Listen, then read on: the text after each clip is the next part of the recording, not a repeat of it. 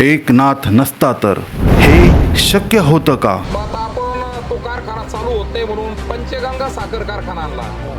काय तुमचं काय मत यावं? नाही, चांगलं झालं सर. त्याच्यामुळं का आमचं गणपतीचा परिसर आहे, पाणी राहते आणि त्याच्यामुळं आमच्या ऊसाची लय परिस्थिती बेकार होती. पुढं ऊस नेत नव्हती, पुढं जाळून द्यावा लागला.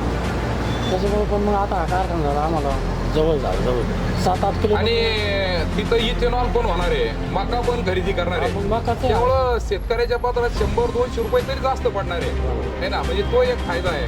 पीक विमा जो होता आतापर्यंत, आता 15-15 हजार रुपये हप्ते भरावे लागत होते. हो. आता शिंदे साहेबांच्या सरकारने 1 रुपयामध्ये पीक विमा चालू केलेला आहे. काय याच्यावर काय चर्चा आहे खूप गावामध्ये? फायदा झाला त्याचा. चांगला म्हणजे गोरगरीबाला 1 रुपया भरायची म्हणजे पहिला पूर्ण पैसे भरावे लागत होते. 10,000, 5-5 हजार, मोठा किंवा लहान 2,500च्या पुढंच भरावं लागत होती. आता 1 रुपया म्हणजे काहीच नाही.